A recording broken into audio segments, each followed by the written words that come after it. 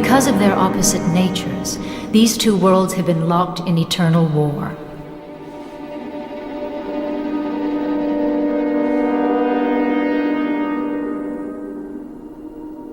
However, an uneasy truce was established when Darksied and High Father exchanged their infant sons.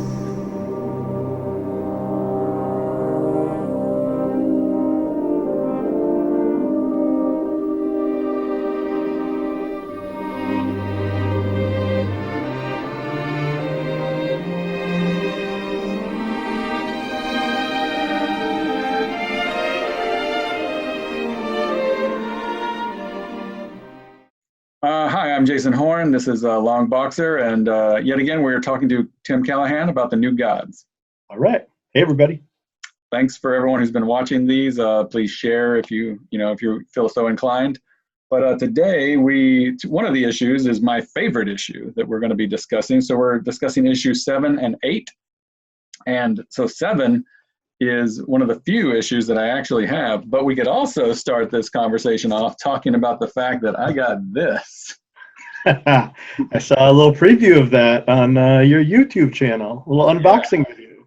Yeah, I'll show some video of it here. It's fantastic. I cracked it open either last night or the night before and took some video. It looks so good.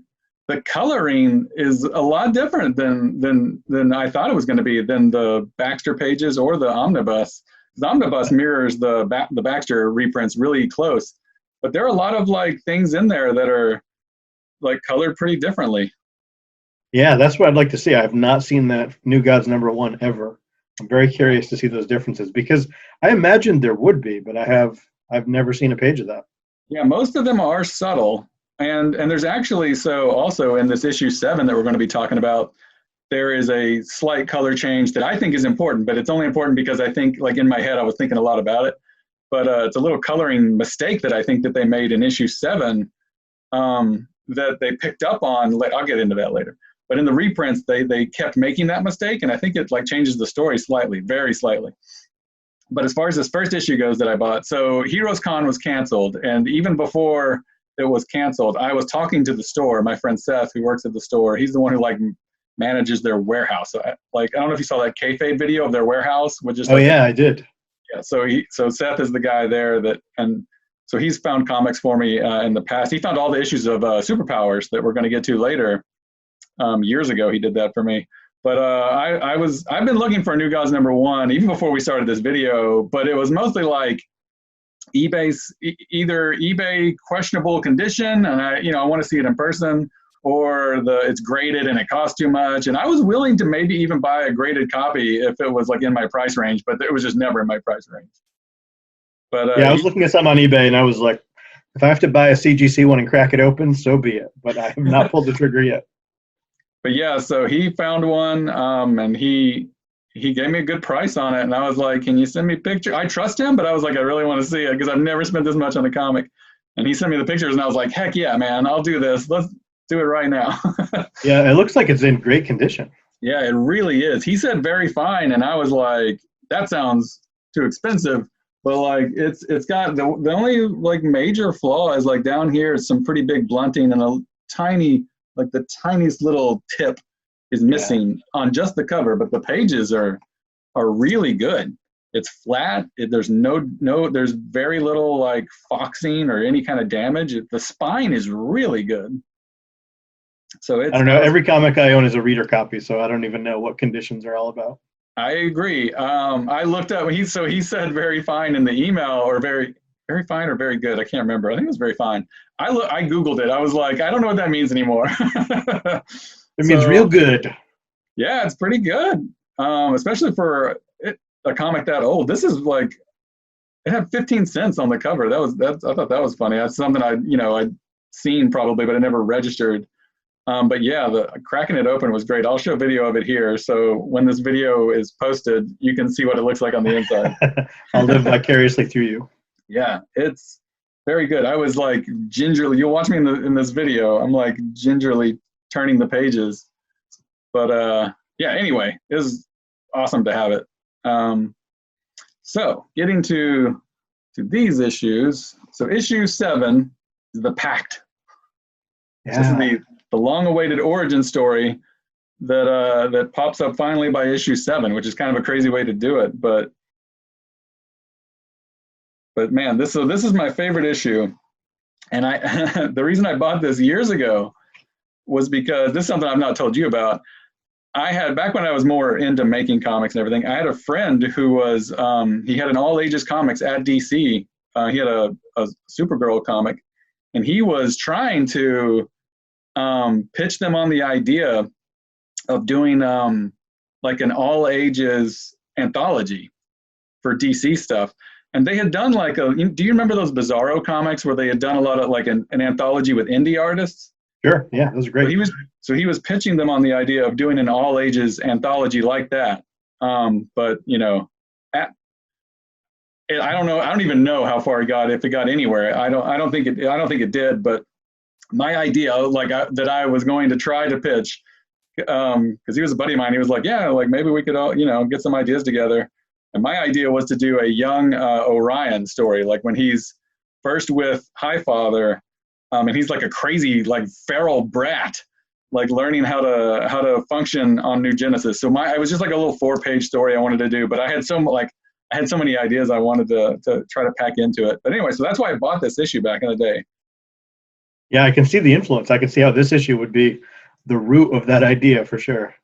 Yeah, especially the end of this that we'll get into. But yeah, so that never went anywhere. But that's why I bought this issue years ago. So the coloring thing that I wanted to talk about, and it starts with the cover. So the thing you don't really know until you crack this open is that this dude is Highfather, and the weird coloring thing is that his helmet here is red, and in the reprints his helmet is always red, but in the issue itself, I'll show you, it's colored silver, and it looks just like Orion's helmet. Huh. And I thought that was kind of cool. It's like it's a small thing. So like, it looks a lot like Orion's helmet. And is it silver all the way through the issue? All the way through the issue, yeah. Wow. So, and the thing I was thinking that was cool, and this is another little thing, like this guy was totally colored differently. This like guy with the gun arm. Yeah. He's like purple and blue in the reprints. Anyway, but the thing that I was thinking about with that coloring change with the helmet was, so in this issue, like Highfather eventually like gets to the point where he forsakes his warrior ways and literally like sheds his armor and becomes like, so he's known in the beginning of this he's known as Isaiah. Is that how you pronounce it? Isaiah? Yeah, I think it's Isaiah. It's one of those references to the Bible that Kirby throws in, but it's not necessarily a direct analog to Isaiah the prophet, but it echoes this idea of someone who is in touch with the godlike force. That's right. Yeah, so in this, he's Isaiah the inheritor, and you don't really know at first what he is inheriting. You don't know what he's the inheritor of. Like at first, I guess I assume that he's inheriting like the leadership role or something, like he maybe inherited it from his father. They don't really go into it, but that's what you assume he's inheriting. But once he like fully realizes the horror of war, he sheds his armor and he inherits this connection to the source, and then completely like abandons the ways of the warrior that he'd known before, and literally takes off his silver helmet. But then later, Orion like has to become takes that path of the warrior and puts on a helmet just like the one his father had to forsaken, which is funny because like they're both tied to the source. So like Isaiah sheds his armor and gains this connection to the source, but then later it's literally the source that tells Orion that he is going to war. So I think it's kind of interesting that the father had to shed that way, but it became the son's path, and they're both because of the source. But anyway, it was just like a weird coloring thing that I thought. No, I think that's a big deal. I think you're right. I mean, I would imagine that they changed the coloring to match the cover because the cover had that red armored figure, but it does change it thematically. And obviously, if he was colored silver and it echoes Orion and the whole warlike persona of Orion, it changes it to have him look physically different. So that is an interesting choice. Yeah, it's a weird thing that I've never. It was just something I was thinking about, but I've never heard anyone talk about. But Yeah. the helmet does look similar, and especially so like later in those like post Kirby books that don't look that good, like Orion has like a full helmet, and it looks a lot like this too, because that's kind of maybe that's what made me think of it, was that it looks like that crazy full faced Orion helmet. Yeah, this issue is different than every other New Gods issue because it's the only one that flashes back and tells a story out of the chronology of the New Gods, and it's an important story. It's the background of the conflict between New Genesis and Apocalypse, essentially. I guess it's kind of like the Tales from Asgard that Kirby did in Thor, but I don't remember. I haven't read all the Tales of Asgard, but the Tales of Asgard I've read, those particular short stories that were in the back of Thor, I don't remember any of them being as fundamentally important to the mythology of Thor, to the characters. They always seemed like side stories. Yeah. This is the foundation. This is the Bible of the New Gods is in this one issue. It gives you the whole context of the clash and establishes Darksied. It has a lot of Darksied pages, more Darksied pages than we've seen in any previous issue. Yeah, by far. And it literally opens up like, I mean, it's literally like the Bible. It literally opens up, and the header is in the beginning on page 1, and it's like it's literally like Adam and Eve in the Garden of Eden here. And there's no way that you would know that was Highfather in the opening scene because he's got the dark hair, he's got his war staff, he's got a suit of armor. He's nothing like the simple wooden stabbed figure that we see later or in earlier issues. So I think the beard obviously is a clue, but Kirby is throwing some curveballs here. He's establishing intentionally this character as someone who's not called Highfather at the beginning, and we're led to believe is somebody different entirely, but later on evolves to be the Highfather that we know from issue 1. Yeah, if anything, he looks like a young, happy Calabac or something. He does. Yeah, his facial hair and his hair has the same Calabac look. Yeah, especially later, like when he gets like roughed up by the war, it really kind of reminds me of Calabac. The only other time that they did kind of show a flashback was kind of in like some of those little back matter short stories. They would show a little bit of Scott Free's upcoming with Granny Goodness when he was young. So that's the only flashbacks I think there are other than this. Yeah, and in the New Gods, even though we talked about how it takes a lot of swerves and goes in different directions, there is somewhat of a linear narrative. It maybe isn't a direct line, but it's Orion's journey, circling about and coming back to Earth and having a conflict with, or ultimately building towards a conflict with Darkseid. So this is smack dab in the middle. Let's flash back and find out how all this stuff started. And it feels suitably epic. A few years ago, probably, 8 years ago, maybe less, I did a comic book resources column with Tom Scioli, where we talked about this issue because to him, this is the most formative influence in his life is the Pact, this one issue of the New Gods.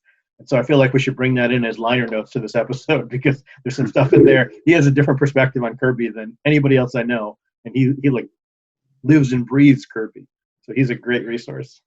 That's awesome. Yeah. So also I was going to say that, so these 2 issues was like the kind of wraps up the artist edition, which I didn't really know until I was like inside reading it. And I was like, this is it? There's not more? That's it. There's a bunch of like Jimmy Olsen pencils and stuff in the back of it. And I'm like, what is this in here for? Just trying to fill it up. I guess, but like, couldn't you fill it up with some New God stuff? Like the fold outs were like of those painted original character designs. Like, that's amazing. Why wouldn't they just do more of that? Yeah, and so I don't know if you saw the new Cartoonist Kayfabe video last week, but it answers our question that we asked about, has Kirby ever colored his own stuff? Oh, I haven't watched it yet. Yeah, he colored his own stuff on those New Gods design, but he also colored part of the 2001 Treasury edition. He's listed as a colorist on that. So yes, he has done some comic book coloring. Nothing related to the New Gods that was published, as far as I know. Interesting. All right. So, well, that's interesting. Okay. But yeah, so the art is beautiful. Like whether you're looking at the original issue, because I looked at it all. I read the original issue first, then I read the artist edition, and then I read the omnibus, and then I kind of looked at the Baxter reprints. They all look amazing. Like there's no wrong way to go. Reading the original issue though, like literally with with like this kind of stuff. I mean, it's like seeing it with all the ads and everything is super cool. I love that, and just feeling the newsprint was great, and seeing the original colors and everything was super cool. But yeah, this opens up literally you don't know what's going on, and you don't. And so like Steppenwolf shows up. So this is the first appearance of Steppenwolf, never mentioned before. He just shows up. He's like evil, like he shows up with his demon raiders, like on a hunting party, and so this brings up a question I keep having. So even on this first page, he's talking about how, like, in moments like this, wife. So this is his wife. A warrior softens, and so he's a warrior. That's who this guy is. And then she says, you know, are we made for war? Like, what is the war? Like, I thought there was peace until this pact was broke, but I guess like there was a long war, like maybe from the beginning of the two planets, between like Darksied and New Genesis. And so they've been fighting that war until the pact happens, I guess. Yeah, and the war seems like it's escalating in this story. So this war has been going on for a while. It seems like it's been a ground war. It's been mano-a-mano and gritty and hands-on. And then over the course of this issue, we see it turn into a much broader, bigger, larger scale war. And that leads ultimately to the pact.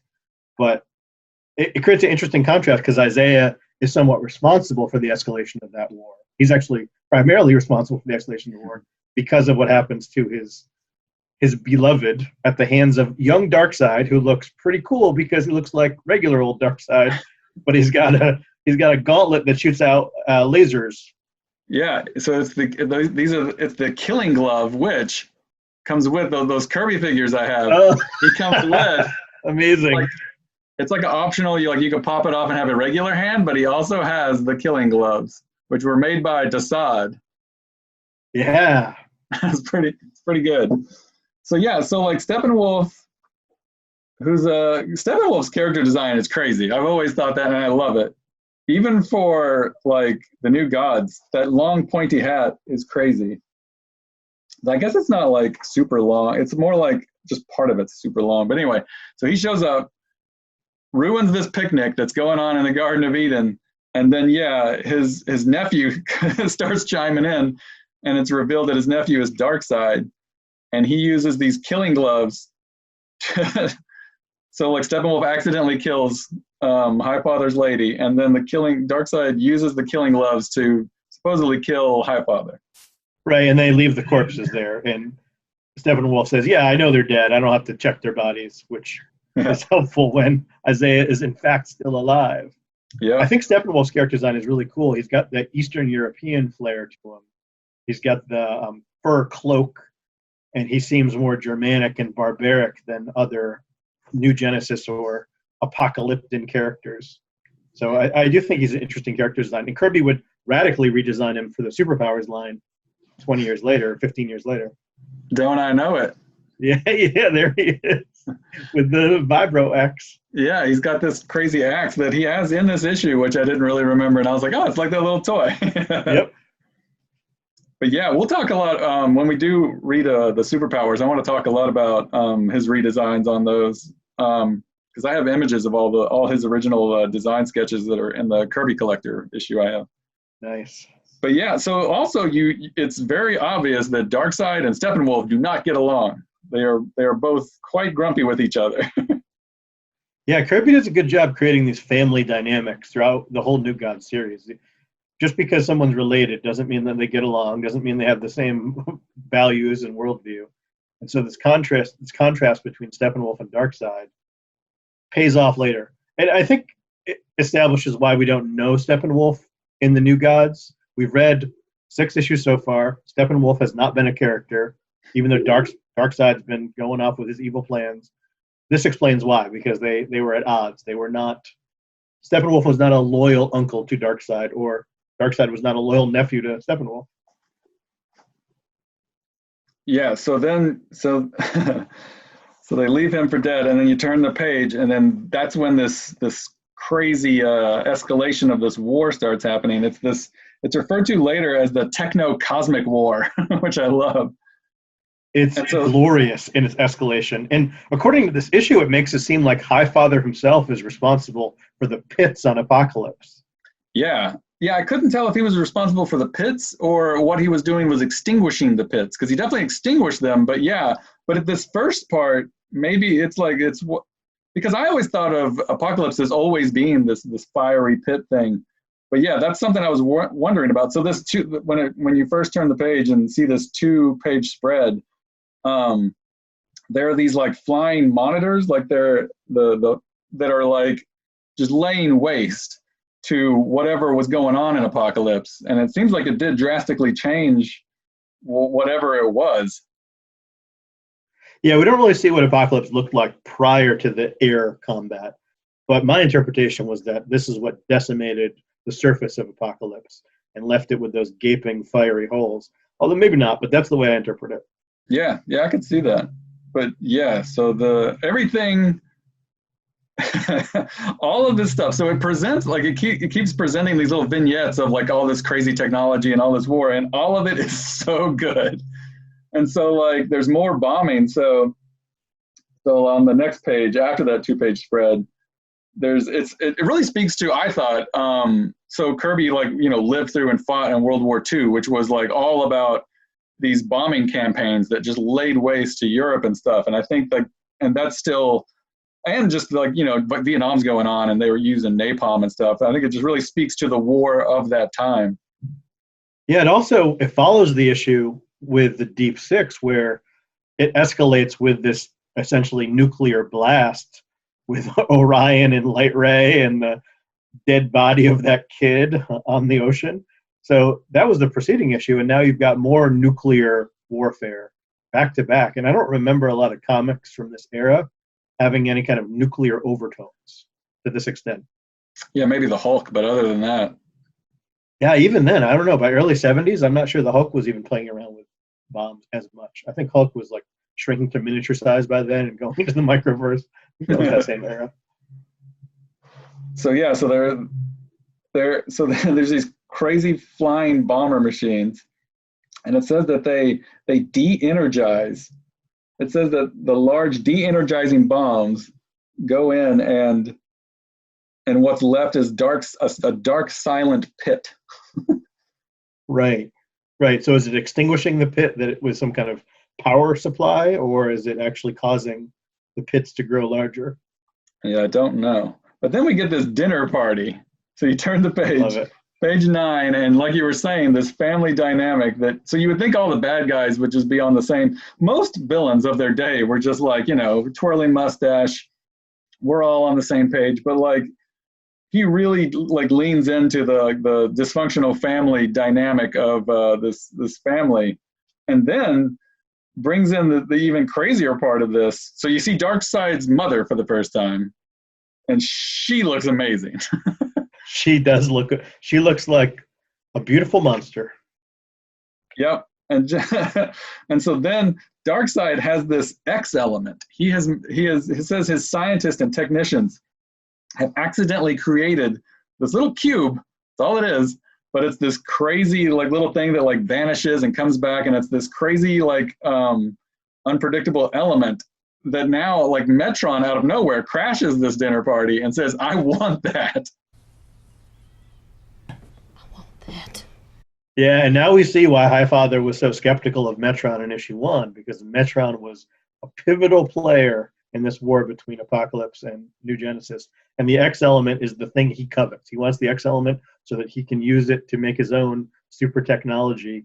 And in return, he's got to give something to Darksied. That's right. So, and also, I think there's even more evidence to Metron or Highfather being suspicious of Metron, but I'll get to that later. But so yeah, so he offers this little cube, this X element to Metron, so Metron can make his Mobius chair. So this is more evidence of like Metron is willing to do anything because his Mobius chair is like how he starts this super quest for knowledge. And he in exchange he makes this the precursor to the boom tube, but only for this matter threshold, this gateway for the forces of Apocalypse, which really like turns the tide of the war in favor of Apocalypse. Yeah, and correct me if I'm wrong, but at no point in this story does Darkseid talk about the anti-life equation, right? He's Nope. he's purely interested in stopping the war or winning the war so that there's no more combat between New Genesis and Apocalypse. And so at this point, he's not a malevolent force necessarily. He's a warrior. He's fighting a war that existed probably maybe before he was born, for all we know. And he just wants to win the war. He's not necessarily vying for supreme power, even though he's manipulating people so that his ideas are the ones that are followed. He's much more sympathetic in this issue than a typical chin-stroking supervillain would be. Yeah, he is though conniving though. Like it does seem like he's manipulating all of these events to get what he wants. So I don't know. I'm somewhere. I see what you're saying, but it does seem like everything that happened, even from like killing Highfather's wife to it seems like he literally like gets Steppenwolf killed or something. Like the way he it doesn't really say that, but I kind of like read that into it. But yeah, it seems like he's manipulating all of these events, like even like tempting Metron with that. Like all of this seems like part of a great scheme. But yeah, there's no mention of the anti-life equation, so you don't know if that's part of the scheme yet. That's never really explained. So, but Metron, don't you think, as far as the audience sympathy toward Darkseid, like who else are you rooting for in these scenes? You're not rooting for his mother. You're not rooting for Steppenwolf. Darkseid's the only one that, as a reader, you're left with a rooting interest in, even though he's doing things that ultimately will be destructive and terrible.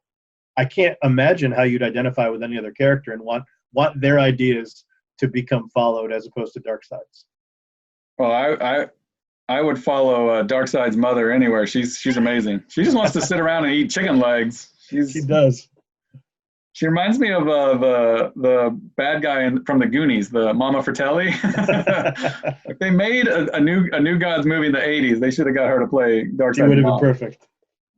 So especially that last panel of her on page 11 laughing. I love it. Gosh, she's hysterical. Oh, it's like classic Kirby. I love it. And then so once this matter threshold, this teleportation device is created, these terror tanks, or what is that what they're called? They're dragon tanks. Dragon tanks. These dragon tanks. They're fire-breathing dragons on tank treads, all made out of amazing New Gods metal. Yep. I love how, like, because you often see these guys in this issue as well as in later issues, I think, they're like riding dogs and stuff, but they've got like crazy technology. Like they've got dragon tanks, but like these guys will ride these like vicious dogs too.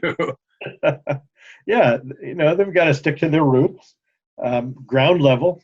But the dragon tanks are great. It reminds me of how in Empire Strikes Back, they wanted to create a new version of tanks, and so they created the Imperial Walkers, and that was a big surprise for the audience.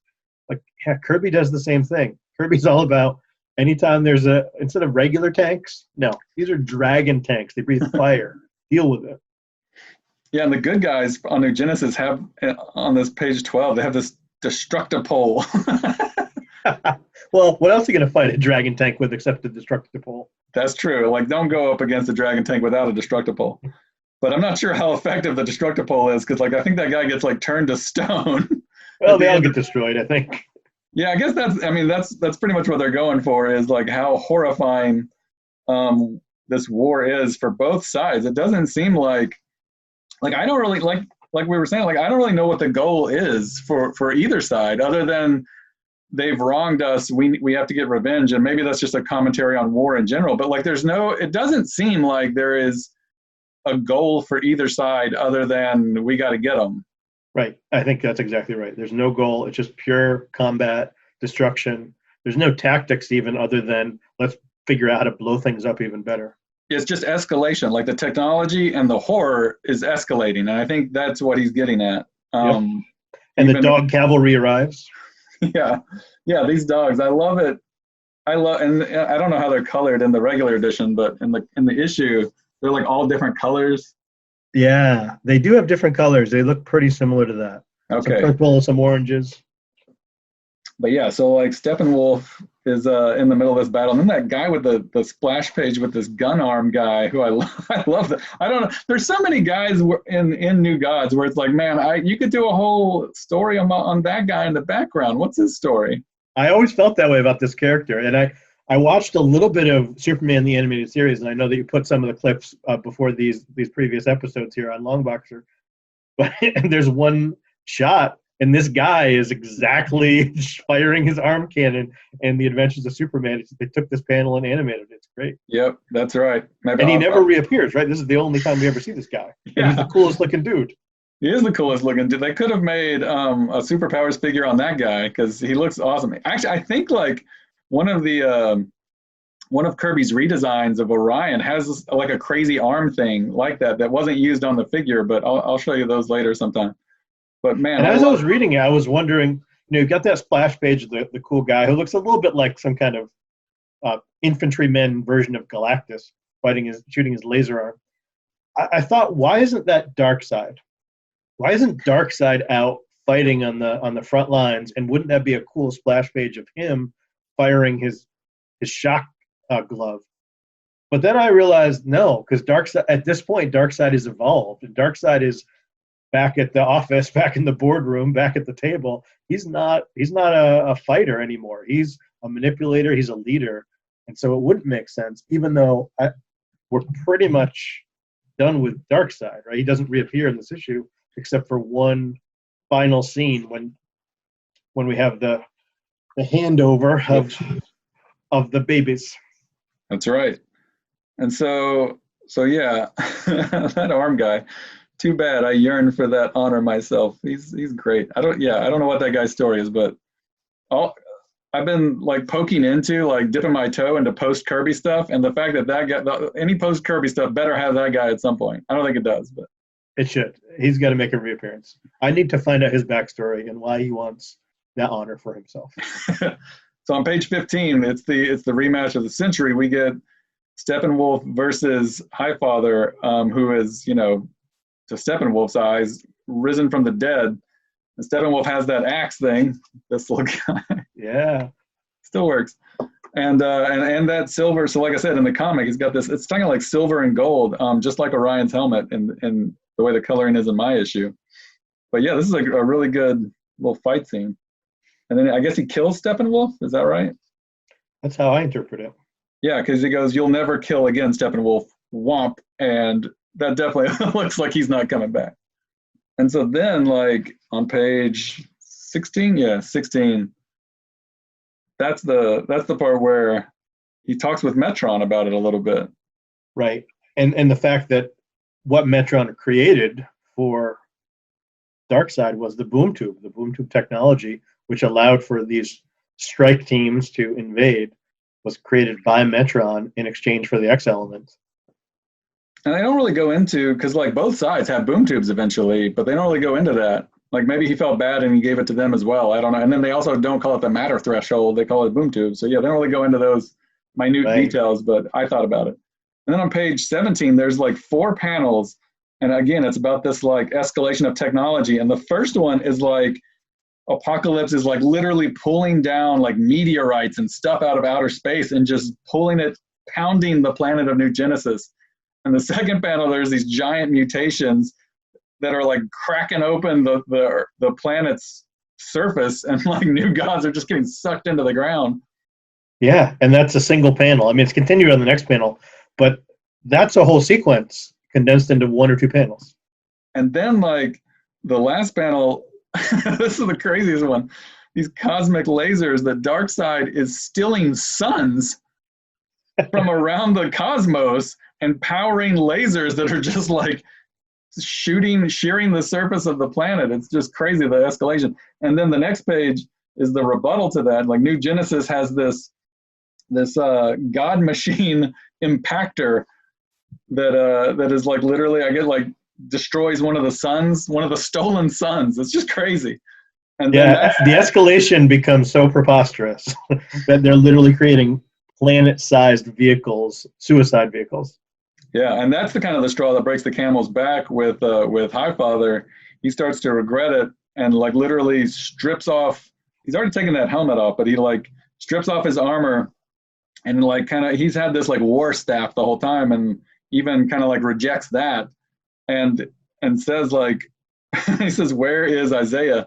Like he literally has lost himself in this battle. Yeah.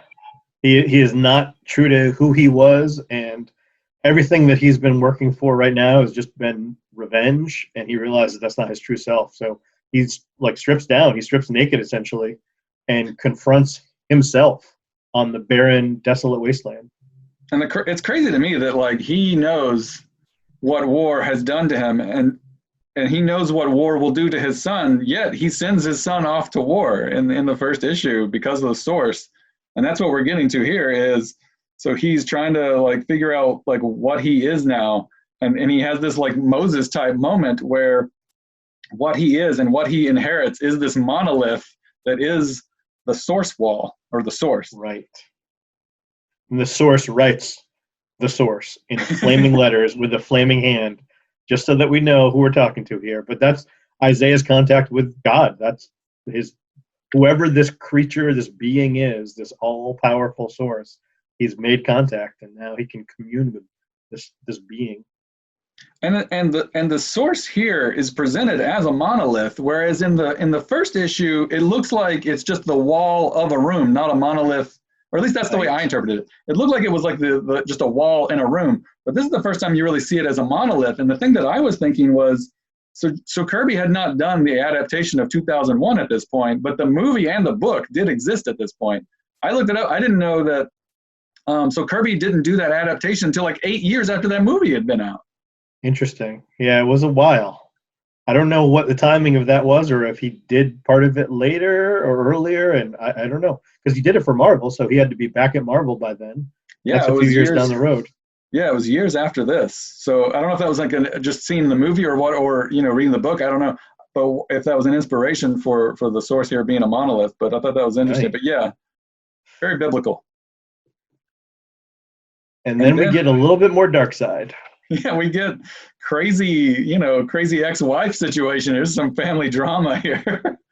Just drag the ex-wife off, put her in a cell somewhere. So what that we're giving her baby away? She can deal with it. Yeah, she's crazy. Her eyebrows are so crazy. She's Tigra. She's feral herself. That's true. Yeah, and has the red hair that Orion will inherit. Yeah, it's great. But yeah, he has her drug off. I don't think she's ever met Orion. I know Darkside's never met Orion, but it sounded like Orion was taken from her as well and like raised by, I don't know if it's Granny Goodness or just these horrible people, but these horrible people are glad to get rid of Orion. Yeah. I don't think they're good parents, Darksied or Tigra. And Tigra's mad because it's her child, but you're right. I don't know what kind of relationship they have. Although later on, Orion does want to be reunited with his mother. So maybe he was with her at some point. That's not clear. Yeah. Yeah, so she has been in exile, she says. But yeah, he has her drug off. And then we see Granny Goodness for the first time in the New Gods. So she's been in Mr. Miracle. But at this point, she's never, if you're not reading Mr. Miracle, you don't know who this old lady is. Absolutely. And she's a pivotal character in the New Gods mythology. Yeah, and she's holding Scott free. So also, if you're not reading Mr. Miracle, you don't know who this other kid is. I love that Darksied, the whole pact is we're going to trade my child for Highfather's child to bring about peace. But his intent from the beginning is that Highfather's child is going to escape, which will reignite the war. So he's not surprised by this, and that's why they're naming the baby Scott free as a joke. Yeah, that's what's crazy. So he sets up the pact with like a mechanism for it to fail. Yes. So that he can, it seems like, so that he can rebuild. So everything has been decimated and he needs time to rebuild. And that's what the pact is. Like, that's why the exchange happens, not for peace, but so he has time to rebuild. And at some point in that rebuilding begins his quest for the anti-life equation, which they don't go into here. But yeah, I thought that's another detail that I didn't remember, even though this is my favorite issue. I didn't remember it. Yeah, no, that's brilliant. Darkside's thinking decades ahead, basically. And you're right, he's using it to rebuild. Highfather sees it as a chance for lifelong peace, and he's going to make the best of it. And Darksied never had that intention at all from the very beginning. Yeah, and so this is what I was talking about earlier, as far as why Highfather might not trust Metron. So if you read, so like I was telling you earlier, there's been these little vignettes, like 2 or 3 page stories in Mr. Miracle, about when he's young and when he starts to get the idea to escape. And who plants the idea in his head to escape is Metron. And so what I'm thinking is, did Highfather like know all of this? And Metron probably knows, like, because he's so, he knows almost everything. Did Metron knowingly like plant the idea of scot-free escaping Apocalypse in his head, knowing that would violate the Pact and reignite this war? I don't know, but I thought that was maybe a part of it. I don't know. Yeah, that makes a lot of sense. I didn't remember that detail.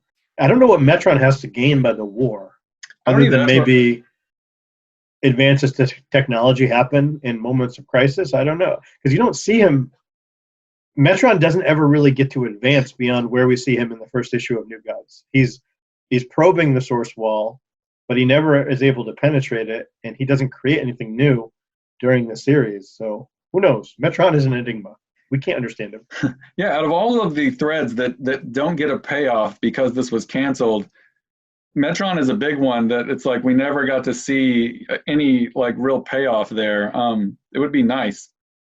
But yeah, I wonder what the intention was for him. But yeah, getting back to this, so like page 23, 22 and 23, this Pact handoff, there's like a whole panel on the top of page 23 where all these guys are like, please get this brat out of here. And it's this baby Orion. Yeah. He's like baby 8-year-old Orion or something, or 5-year-old. And another thing that's absolutely perplexing about the coloring in the issue is that the top of his head is white, like consistently white. And it's not like that in any other. It's weird. Right. That looks like an error. I know. Why would it? It's like he's wearing a skull cap. I know. It's so weird. And it's not colored that way in the trades at all. But like even in this like first panel here that the first panel he shows up on, it's white. And I remembered that. I remember being like, well, why is his head white? I guess trying to explain why he doesn't have any hair. Because you don't see anybody shave his head. And we know Orion has a full head of hair. So why does he have this skull cap on? Yeah, I don't know. It's weird. Really weird. Yeah. And they're also, like, I think in the animated series, it was presented as they were exchanged as babies. But in the comic, they're older. They're like at least 5 or 6 or something, maybe 7. Yeah, Orion's definitely older than Scott-Free. Scott-Free looks like a toddler. And Orion looks like he's definitely, I would say he's like 7 or 8. And he literally like shows up with a knife ready to cut whoever his father, because he doesn't know what's going on. He's just ready to kill somebody. Yeah, he's going to shiv him. But Highfather is now like that transformation. I guess that transformation is what made his hair white. I don't know if they actually like show that. No, but right away his hair is white, and it was only presumably a short time later. So he's already in this grandfatherly pose now with the wooden staff and the white beard. Yeah, again, it's like a Moses kind of thing. Like he goes to the top of the mountain and comes down, he's got white hair because he saw the face of God. It's literally like the Bible. It's like the Bible. And Kirby's pulling on all those illusions and bringing it all into this cosmic story.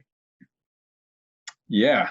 So that's where the issue ends. Like Highfather takes his hand, Orion drops the knife, and he's ready to try to acclimate to being a new Genesis citizen, I guess. And it's a great story, but if there were no other New Gods issues and it was just this story, it would be good.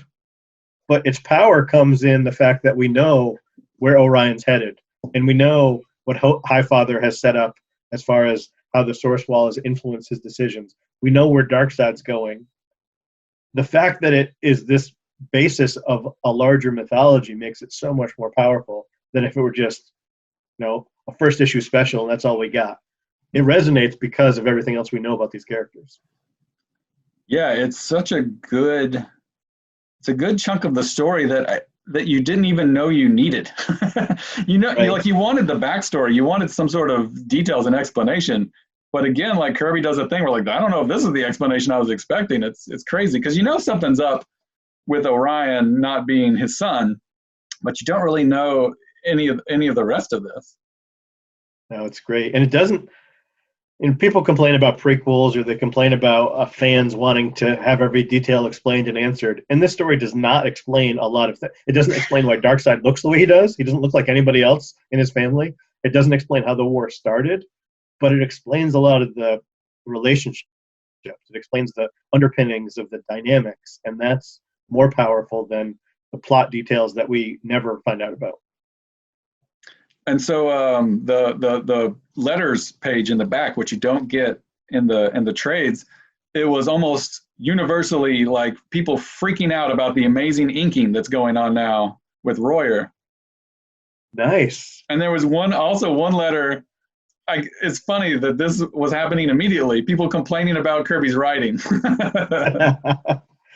He does write in this level of grandeur that is not consistent with other comics at the time, but it seems to hold up so much better. I love it. I love his writing. New Gods is a highlight for New his Gods writing. is. I think the writing, because I just now started to read a little bit of the Forever People, not from the beginning, but like there's 2 or 3 issues that I recommend reading along with this, because we discussed the last episode where we're trying to like figure out what is Darkside's motivation, and he kind of lays it out. And I don't know the issue number, but it's the one where like they've built this amusement park and that where Darksied is like torturing people. But Darksied talks in that issue about his goal is to bring fear and just go buck wild on these people of Earth, knowing that whoever does have the anti-life equation it would be more likely for them to present themselves if something crazy was happening. Like, so if he's torturing these people and causing all these terrible things, so whether that's the amusement park thing is what he was talking about there, but it could also be like that big pink monster in the last issue we read. Like, I think he's doing all of this so that whoever has the equation would make themselves known or something. That seems to be his motivation for all of this, because we were trying to figure out what that was. So he's just instilling terror in order to provoke the anti-life equation from rising up and showing itself to him. And that's kind of what happens in the Forever People. That's what I was just reading. So there's that character, Sonny Sumo, I think that's his name. So like he has part of the equation in his head and he uses it a little bit, but then he like Darksied shoots him with his Omega beams and transports him back into the past of feudal Japan, and he lives and dies there. So that's kind of the end of him. They don't really talk about him anymore. But then also there's this other character I just started reading a little while ago, this billionaire guy, the $1 billion Bates, I think is his name. Okay. He has the anti-life equation. And I think it's this commentary on the rich. It's really interesting. So find those issues in the omnibus and read. It's this weird like satanic cult stuff going on with this billionaire who has the anti-life equation in him. I recommend reading that issue of the Forever People. That is interesting because we don't get as much of that side of Darksied in the New Gods series. But I guess my understanding is that Jack Kirby didn't want to title this the New Gods. He thought of the entire thing as the New Gods. The Fourth World as a title came later and was attributed to it. He thought of this as Orion. This is his Orion comic. And then he's got the Forever People comic and he's got the Mr. Miracle comic. All of it he considered the New Gods. So to him, this wasn't the flagship title. This was just the one of, here's what Orion's all about. I think one of the, I don't know if it's in the artist edition or what it was, but I swear, like I saw somewhere there was a cover mock-up and it said Orion of the New God, like Orion was the big title, like of the New Gods or something was like a subtitle. But at some point they changed it to just New Gods, I guess. Yeah, Orion is prominently featured on the cover of issue 2. And I don't know if, I think the New Gods was a concession. Kirby said, okay, if you insist, I'll call it the New Gods. But in his head, it was always Orion. Yeah. New Gods number 8. Okay. Yeah, and so this is the issue that was sort of adapted into the Adventures of Superman episode. Yeah, sort of. Yeah. With a lot of artistic license of substituting Jack Kirby in for Turpin as the heroic police officer who's not going to stand for his city to be attacked by these beings from outer space. In the opening splash page, that Calabac does look like Highfather. It looks like a young Highfather more than it looks like. We saw Calabac in an earlier issue. He looked far less humanoid. He looked more distorted and grotesque. And here he looks like just an ugly guy. Yeah, he's more. He was more beastly, more larger, but it's funny. So this is the Death Wish of Terrible Turpin. That issue of Forever People with the rich guy is in the omnibus is the issue right before this. All right. So I recommend reading that because check that out. He literally finds the anti-life equation, the thing that like that this is all about. I was just like, I don't even remember. I don't know if I got that far the first time I was reading, because like I said, the Forever people kind of hit or miss some of those issues, but Yep, agreed. some of them are really good. So we get back to the Scooby Gang, and Calabac is here, messing stuff up. Yeah, and this is where I felt, when we were reading it to begin with, I felt like this could have been the logical continuation after issue 4. So issues 5 and 6, where Orion goes off and fights the Deep Six and has the underwater adventures, all that is really a side quest. And this is what's going on in Metropolis. And those issues could have just been eliminated, and the story, I think, still flows. I like those issues. After talking about it last week, I really like those issues. But this is back to the heart of the matter. Metropolis is under siege. Orion's going to have to stand his ground, but he's not here right now because he's off dealing with some aquatic menaces. on the cover, it's literally got this thing on the cover isn't what happens. It's on the cover. It's got Orion yelling at the cops to stay back, and this is like personal combat. But in the issue, it's Light Ray that says that. I thought that was kind of funny that this is, and I feel like I'm not sure, but I feel like is this the first time that there's been like a speech bubble on the cover? I don't know. I feel like it is, but I don't know. Yeah, it might be. I wasn't paying attention to that. Maybe that was a DC thing where maybe that was the thing of covers at the time, and they made him do it. Whereas before, it didn't seem like that was his intention for the covers at all. But yeah, so Calabac shows up, and I like on page 3, the Dave, what's his name? Lincoln, something like, is it Dave Lincoln? Yeah, Dave Lincoln. He like throws the gun at Calabac, shoots him with the gun, does no good, and he just like throws the gun. I love it. And then engages him in fisticuffs, because that's what you do with a new god. But also, so this is the Death Wish of Terrible Turpin. That's the title of the issue. Unlike many of the other Kirby stories, Turpin was actually introduced already. So normally in these Kirby stories, Turpin would be introduced in this issue, would have his big apotheosis and his stand, his final last stand. But no, he actually laid the groundwork of Turpin, and he put him in a couple issues ago, and we found out that he was a cop who was getting caught up in this intergang stuff. So I thought that was some foresight on Kirby's part. He must have known that this character would later on become something substantial.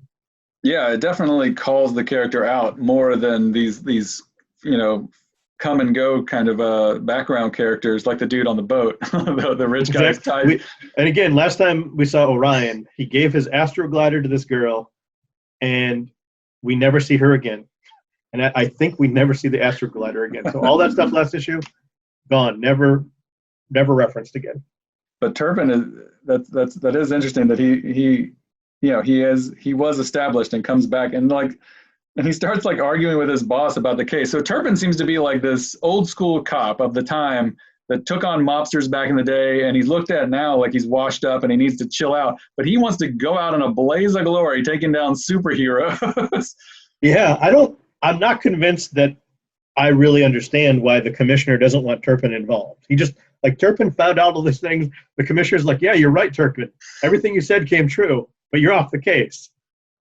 I guess it's because he's old. I guess it's because he's over the hill, but that's what I thought. Doesn't really do a convincing job of making us understand why he's off the case. But he does not like it one bit. No, he's not having it. So he stays on the case. The police commissioner in Metropolis is eventually like, fine. Fine. But you're going to have a desk job when you come back. And the cops seem to have like laser guns, like and like advanced technology, because at the end of the issue, like they take out Calabac with like, I don't know who's supplying them. Like I know who's supplying the gangsters, but I don't know who's supplying the Gotham City Police Department with these like advanced weapons. Yeah, I interpreted that Turpin was intercepting the weapons from Intergang, and he was going to use them against the new gods themselves. That's interesting. So then Light Ray and Orion come back from the boat stuff, and they like observe this couple on a rooftop. And then like Light Ray spends the rest of the issue fascinated by humanity and like backwards technology, like television. It's so charming. It's like a sitcom. I feel like Light Ray is a sitcom. He's like Jack Tripper or something. Like he's like this sitcom character. No one's gonna get that reference, but he's like a sitcom character or something. Yeah, he's a fish out of water, and he's trying to learn about these human ways, which is delightful. I thought the return of Orion and Light Ray into the story, where they just float down on their tippy toes. Like Orion's never been shown to just fly around like that. Yep. But now apparently he can just fly around whenever he wants to. The last issue when he flew, it looked like Light Ray was helping him, but here he literally, and maybe Light Ray was helping him, but now he's just falling and he can fall on his own. So yeah, I'm not sure if he can fly, because maybe he can. I mean, he's got the Astro Force. I feel like part of the Astro Force should be flight. But yeah, so this girl, so this gets to something else I love on page 8. This girl like invites him to the party. So they're at Victor Lanza's apartment. Insurance salesman, Victor Lanza. And they don't mention the fact that he's an insurance salesman, other than when Orion punches the buzzer, it says, the little label says Victor Lanza Insurance. That's what you have on your doorbell. Not insurance. I guess that's the name of the business. Like that's so funny. And so Turpin, and so from there it goes to Turpin is like they track down Callahan, and he's ready to go. And then like the building explodes. I love Kirby's police vehicles. Like I don't think 1971 police vehicles would have looked like that. So Kirby he doesn't care. Yeah, he's just some cop cars, 1940 style. Yeah, that paddy wagon looks crazy. But yeah, so and on page 9, Callahan looks a little more beastly than he did even in that opening splash page. But yeah, he's got the classic line, "Begone, you flies, I wait for Orion." It's this mythic confrontation. And Orion's he's not interested. He's hanging out at Victor Lanza's house. Yeah, hanging out with Victor and Victor's wife, who couldn't care less what's going on. She does not even have questions. Like the girl in the elevator was like, "Are you going to a costume party?" Victor Lanza's wife is like, would you kids like something to eat? Yeah. Would you like a bowl of fruit? It's so funny. And then like they see Callahan and the police having a fight on TV, and Orion picks up the TV in anger, and he has to be like talked down and like, "Oh, put the TV down." I thought that was so funny. Well, he doesn't know what to do with TVs. He's not used to them. They don't have TVs on New Genesis. But yeah, Light Ray is just fascinated with this technology, and then like cuts back to Turpin just getting destroyed. He goes through the ringer. Turpin jumping from rooftop to rooftop with his Tommy gun blazing. That's a pretty cool panel. That is a cool panel. I like this old guy who then just gets like taken through the ringer. That panel of him on page 13 where he's all jacked up. That's so rough. He looks pretty beat up after just 3 panels of jumping into the fray. But he has like some surprise grenades for Callahan there, and then Orion and Light Ray show up. And again here, like if you look on page 14, Light Ray is holding Orion's arm, so I don't think he can fly. That's confirmation. Sort of. He's gently touching Orion's arm. Why else would it be touching him? I think that's confirmation that Orion can't fly. Without the glider, Orion can't fly. That's the hill I'm dying on. And all right, I believe it. And so now we get the brother versus brother battle, even though I don't think they know it. I don't think either of them know. Yeah, I don't think so either. Because at the end, spoilers, he says like he shows him his face and he's surprised. So yeah, I don't think he knows. I don't think Callahan knows. So they begin this battle. This fight is good. It's really good. But Turpin just turned into mashed potatoes by now. Yeah, that poor guy. He went through a brick wall, so he's supposed to, he's probably like 60s or something, like a 60s cop taken through a brick wall. He's done. Light Ray kind of gets in on it, and whatever this staff is that Callahan uses, it's apparently very powerful and supposedly indestructible. But then like Orion breaks it. Well, Orion can do some amazing things, as we saw last issue or 2 issues ago. It's true. And then like Light Ray helps Turpin, who again he looks like the Thing. He looks so rough. And the cops have this electro grabber, which definitely doesn't look like standard issue. It is Metropolis though. So like maybe it's on this giant spool and it looks like it's connected to a hose. I was thinking how out of place that was, but it's Metropolis, so like they see this stuff every week, so maybe they would have like a grabber that would electrocute the crap out of a big bad guy. That makes sense. Yeah. They don't talk about like, yo, where's Superman? This is Metropolis facing a big bad guy. No one mentions There's no Superman. reference to any DC heroes at all. Even though he is, like, so that's another thing that I was flipping through the omnibus, and in one of the pages of Jimmy Olsen, Superman's hanging out with Highfather for like a page. Yep. So like, it's kind of surprising that they're in there. This fight is in Metropolis, yet there's no mention of Superman at all, even though he is tied to the Fourth World a bit. Right. Kirby includes Metropolis as the location, but no other connection with the DC universe. Yep. So this fight goes on for pages, and then on page 20 and 21, they're both pretty jacked up at this point. Like the fight has been pretty brutal. Yeah, Orion and Calabac are both. Yeah, their teeth are all mangled and eyes swollen shut. And so then I guess the cops use that little grabber to electrocute that sign that they're like battling on, this huge sign. And they electrocute the entire sign, and then Calabac falls off. And Turpin, I thought Turpin was going to die. Yeah, the bedraggled Turpin staggering forth, his shirt ripped off, and he falls unconscious. Yeah, but he is still alive. I don't know if we see him again. I'm not sure. Don't tell me. I don't know. I don't want to know. I don't remember. I don't know. It's the death wish of Terrible Turpin. Does he survive? I don't know. So yeah. So then Dave Lincoln and the lady, the Scooby Gang members that are here, they're still alive. They're all good. So no one dies. But pretty big battle. And then Light Ray and Orion have a moment where Orion's like, "You've seen my face, so now you know this secret." So it seems like, so Orion like may not know that he's, Darkseid's son, but I think he maybe knows that he is from Apokolips at the very least, or at least they don't talk about that, but he does say like, my true face now. Yeah, Orion is self-conscious about his origins, but Light Ray doesn't care, or he doesn't express that he cares. And it seems like he's accepting Orion for who he is, but maybe he knows more than Orion is aware of. That's right. And so that's the end of the issue. And the next kind of hints at the next issue is about something called a bug. I don't know what that's going to be. It's another direction. I think the Death Wish of Terrible Turpin works because Turpin is so established. If it was just, and Kirby is brilliant about that, if it was just a fight between Orion and Calabac, it would be okay. It would probably look cool. Yeah. But he really adds the pathos of having a human character get caught up in this war. And he just instills Turpin with so much vigor that you can't help but root for him as he's getting pounded to a pulp and he's caught in the crossfire.